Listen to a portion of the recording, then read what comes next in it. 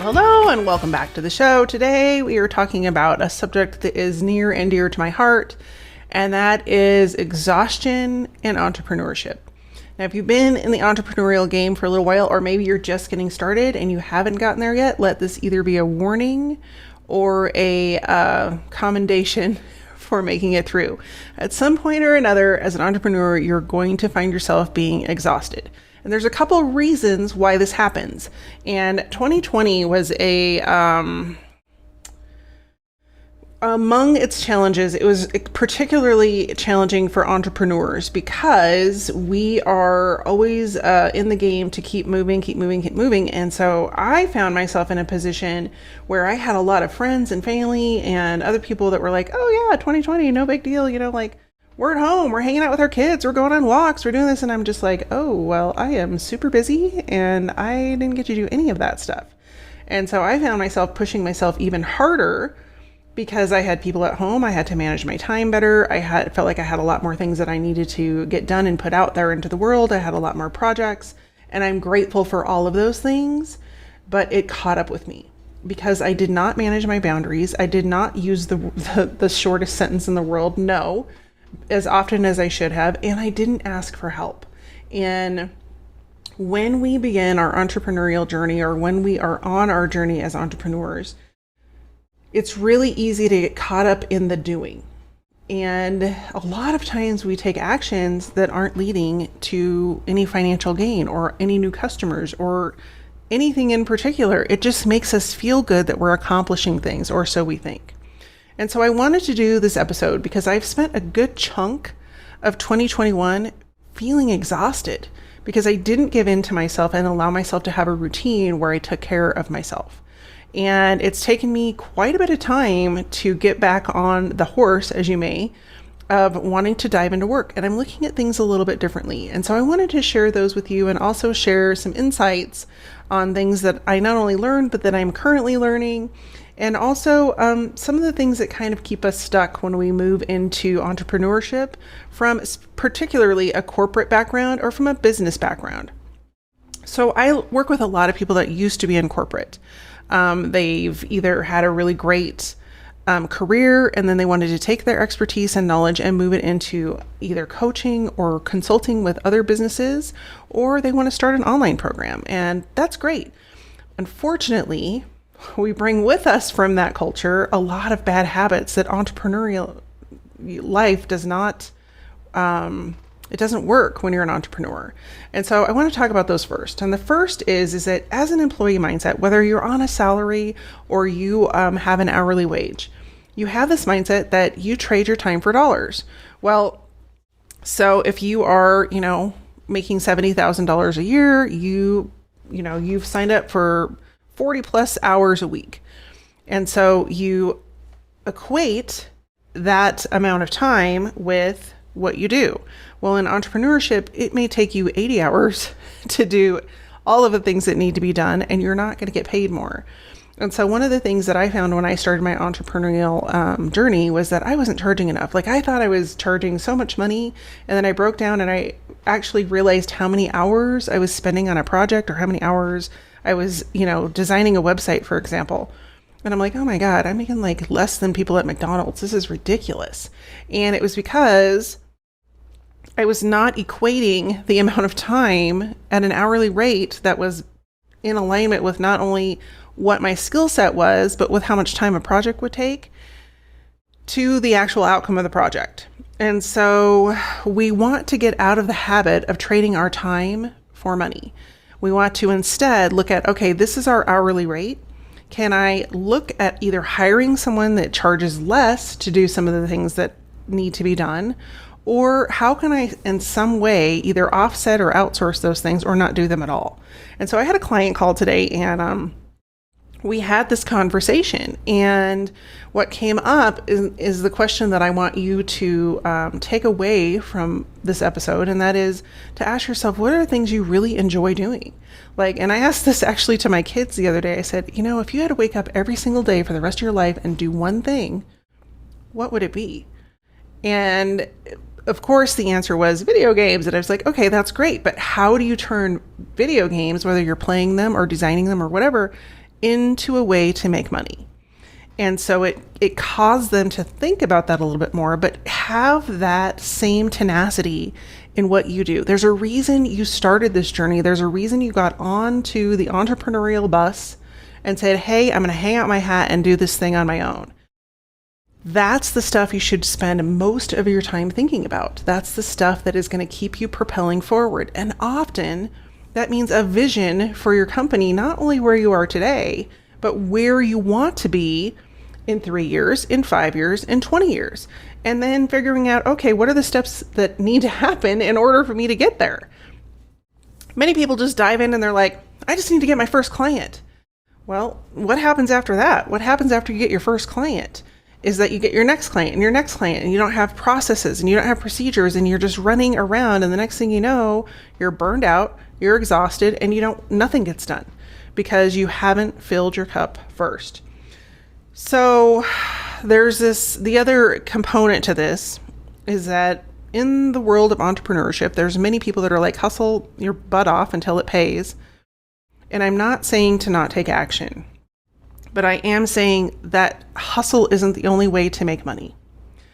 And I follow a mentor, and I followed him now for 3 or 4 years, and he got me started on the journey of energy. Now, I've always been very spiritual and, take it or leave it, but this is what I have found is by following his advice has worked. And I tried it again this week, is that you have the power to generate money without working your full head off. And that is by aligning your thoughts and your energy to what you are aiming towards, what you want, not what you don't have. And so let me give you an example. I have to get back on the, I'm going to call it the spiritual bandwagon once in a while, because if I don't, my mental state gets all wackadoo. And I'm like, I start beating myself up. I don't think I can do it. All of the things that entrepreneurs go through. Yes, that's totally normal. You're out here on your own. So, when you're having conversations with yourself, it's not always the nicest thing. So how do I get back on my bandwagon? Well, I listen to Abraham Hicks. That's one thing. I read really inspiring books. I'm always interested in what is the frequency and the energy around money and success and abundance and all of those different things, because I have found it work for me. And so I had it happen again this week where I was kind of down in the dumps, and I'm like, oh, I don't know what to do about this program, and I don't know what to do about that program. So I got quiet. And I'm not saying if you go and meditate that money's going to appear, but I am saying that if you go and get quiet, you may realize the reason that you want that money, and it may not be the reason that you think. And so getting aligned with, what it is you really want, again, creating a vision, why you want that. And a lot of times people get into entrepreneurship not just because of the money, they want to make money, but it's because they want freedom and they want their time back. But then they start working their full head off, and they have no time, and they have no schedule around their business. They schedule their life around their business instead of scheduling their business around their life. And then you're right back where you started in corporate. And that's not what we want. We want to have the flexibility and the freedom to have the business we want, help the people that we want to help. And most of us want to have some sort of impact. And so I want to encourage you today to, one, think about why you're wanting to move forward and create the money. 2, is hustle really the only way for you to get there? And I'm going to challenge you and say it isn't, because there are so many people out there that are hustling, and you look at their bank account and they're broke, because all they do is preach hustle, hustle, hustle, and they'll take any job, they'll work with anyone, and then they are frustrated because they're burned out. And instead, I'm not saying don't pay your bills. I'm not saying, don't get a job if you need to supplement your income while you're building your coaching business out or whatever. But most people that I work with have set aside a budget to start this business. And if you invest in the right things and you align your mindset to the opportunity of attracting what you want versus forcing what you want to come to you, it becomes an attraction mode instead of a pushing mode, then you won't have to work so hard. So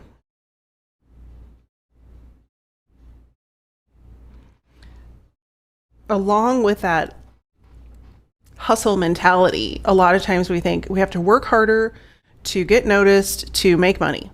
And we have to do all the things. We have to be on every social media platform. We have to post a blog every week. We have to put out a podcast all the time. We have to.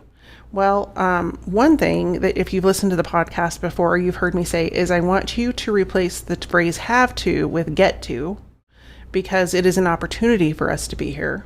And it is a blessing. And when we start to practice gratitude, that opens up the doorway for abundance.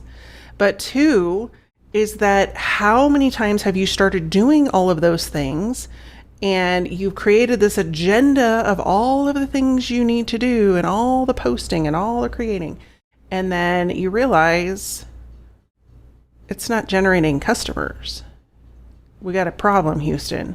And so I say that to you because there's so many people out there that are, they're on the latest social media trend and they're posting here and there and everywhere. And then they have yet to track that back to an actual customer. And a lot of that has to do with energy.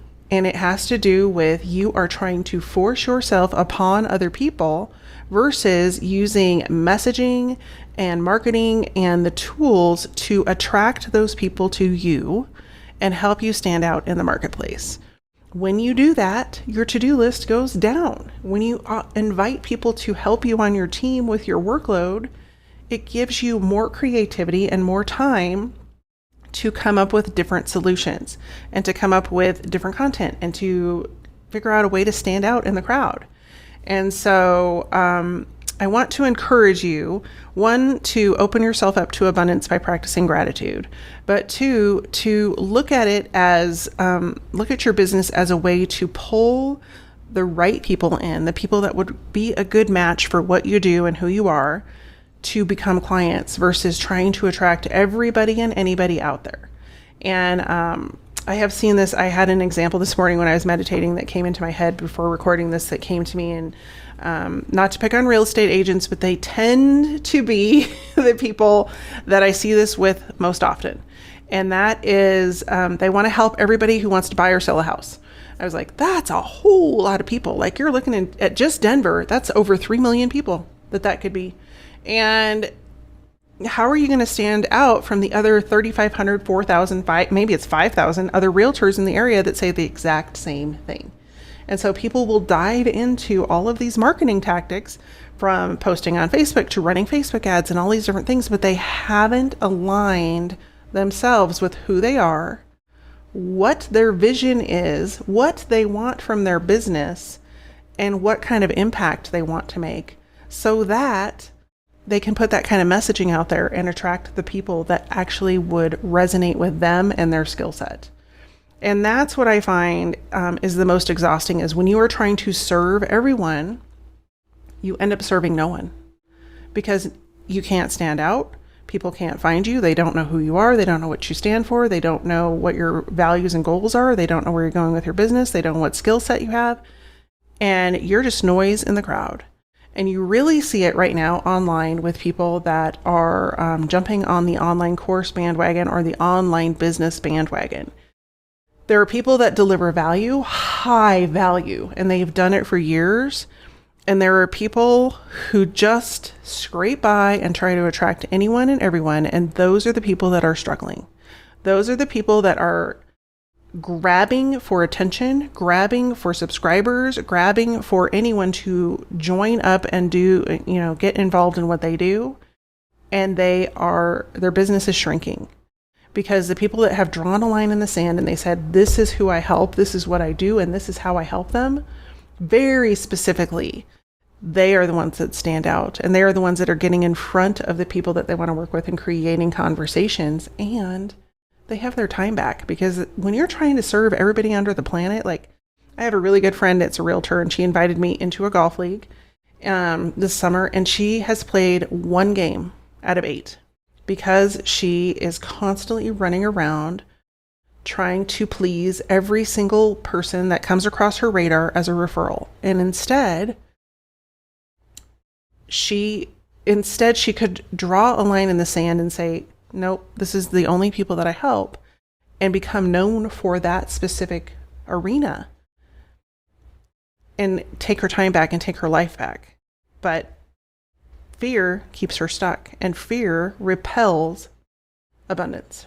It feeds scarcity. And so I just want you to think about that, making full circle.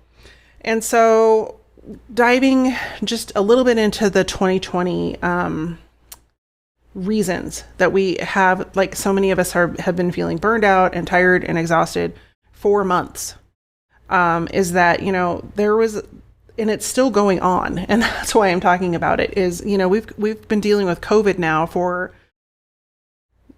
let's see, a year, 18 months, and it's still going on.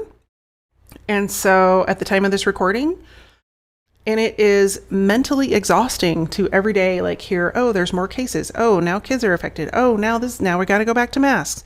It is mentally and emotionally and physically exhausting, because when you are stressed and you are worried about something emotionally or mentally, it exhausts you physically. And so I want to encourage you with a couple things right here. One, shut the news off. Only get the bare news that you have to, because when you get sucked into that, you are sucked into the other energy there. And two, get outside and breathe fresh air when you can. Even if it's cold out, like I live in Denver and it's not always warm and sunny. Now it's really hot today, but it's not always warm and sunny, but it's still nice to go out. And even if it's for 15 or 20 minutes and just breathe some fresh air, whether that's you go for a quick walk, maybe you go to the park and sit on a bench and have a cup of coffee, whatever it is, when you get out into nature and you can breathe that fresh air, it immediately starts to unravel your anxiety and your emotional stress and your mental stress, because you can focus on something else. And then the other suggestion I have for you is to listen to music. Music does something to your brain. It turns on in a completely different part of your brain. And when you just can chill out and listen to music, lay on the floor, it's going to help you get out of your head and stop thinking about all the could be's, and instead just relax and enjoy the music and sing along and dance or do whatever it is you do, because your brain needs a break. And so that's one of the ways that I have found recharging is when I go for a walk, or when I just am doing stuff around the house, like making dinner. When I turn on music, it just helps me to take a deep breath and sigh it out, because sometimes you just need that extra little push to unwind. So instead of expecting yourself to just keep going and pushing yourself forward to, help everyone and serve everyone, meet all these goals, I want to give you 5 different tips or suggestions to help you recharge and replenish your energy and get back on track. And so number 1 is to be aware of your body. Like if you have pain and stress in your body, you're stressed out mentally and physically and emotionally. And so tune in, like if you've got pain in your back, chances are pretty high that you're carrying a weight on your shoulders. And so it's showing up in your back. So maybe do some yoga stretches. There's like a gajillion yoga stretches on Instagram and on YouTube and all these different places. Just go Google free yoga stretches for your back and just, tune into your body, pay attention, because it's talking to you, and it will get louder if you don't pay attention to it. So, and then number 2 is to understand your limits and use that 1-word sentence, no, as often as possible. Because a lot of times we just say yes out of fear, or we say yes out of responsibility. We say yes because we feel like we're the only ones that can do it. The reality is that most of the things you say yes to don't have to be a yes. They could be a maybe, or they could be a no, or they could be a yes, but so-and-so is going to help you with that, or a yes, but we need to delay it, or whatever it might be. It doesn't just have to be a blanket yes. And then number 3 is to hold your boundaries. Like a lot of times our family and our friends and our business associates and different people will try to push our boundaries. Our clients will try to push our boundaries to make us get things done quicker and on their time frame. But I'm telling you right now, when you set those boundaries, they're going to have greater respect for you, and it's going to relieve a lot of the pressure and anxiety that you hold for yourself for not accomplishing things on their time frame. When you set really clear parameters and really clear expectations, and then you stick to those with your clients, they're just like, which ones actually grab your attention enough to get you to open them? Admire you for that. Those are the emails that every business owner wants to be creating, because they are inbox eye candy. If you think back to what it was that made those emails stand out, ask for help. You too and hiring that can create that system with your email marketing. Right now. Email marketing has a 400% return on investment. It is one of the highest opportunities to grow your business, generate more revenue, and stay in touch with clients so that they purchase again. In my upcoming training, turn boring, ignored emails into inbox eye candy, I train you on the 5-step easy email systems to get more emails opened, read, and generating sales. I'd love for you to join me for this free live training, and you can register right now at elisaconnor.com/email training. If you're tired of trying to figure out what to say in your emails, get your emails open so people pay attention to them, and setting frustrated with getting traction with your email marketing, so that this course is perfect for you. To someone else, we're going to walk step by step through the 5-step system that has worked not only for me, but for my clients to increase open rates by 40% and generate new revenue by up to 40%. It's going to be really difficult for us to without doing a bunch of extra marketing tactics. So if you're ready to stand out in the inbox, create email eye candy, then I would love to have you join me. Things we can do. Register today at elisaconnor.com. Asking for help / it may seem like it's a weakness, but it's actually one of your greatest strengths as an entrepreneur. And then I mentioned this one before, but the last one is to just tune out the world, including your own thoughts, and sit in silence. And I read a quote today. I've seen it before, but I think it was Buddha that said it, like, sit in silence for 20 minutes every day. And if you think you don't have time, sit for an hour. And the reality is that when you sit in silence, and I have experienced this multiple times, when you sit in silence and you can make your brain stop talking, whether that is focusing on a guided meditation or focusing on your breath or doing sound healing or whatever that might be, when you can create that room for quiet, the answers, the direction, all of the things you're wondering about will come. And the other thing that I have been doing on a regular basis is just for 5 or 10 minutes a day, I have a conversation with myself via journaling. And I turn on some music. Again, I'm journaling music on YouTube. That's what I did. And I just sit and I journal out a conversation back and forth about things that I'm feeling, things that I'm going through, questions that I have about, should I do this? Should I do that? What's my next step?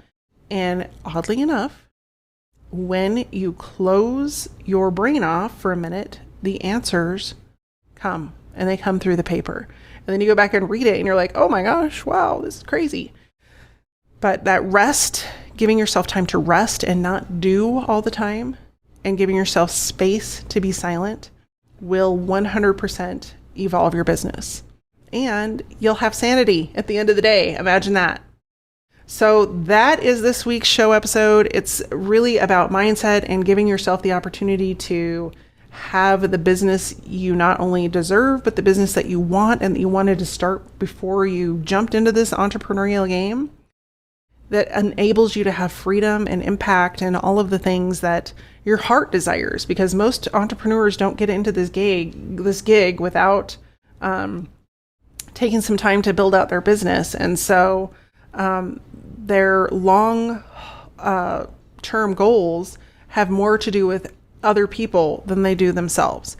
But you can't serve other people if you aren't taking care of yourself. And so I want to encourage you to uncover your exhaustive habits if you have them, or be aware of them if you don't have them yet, because they can sneak in, and then nip them in the bud with one of those 5 tips.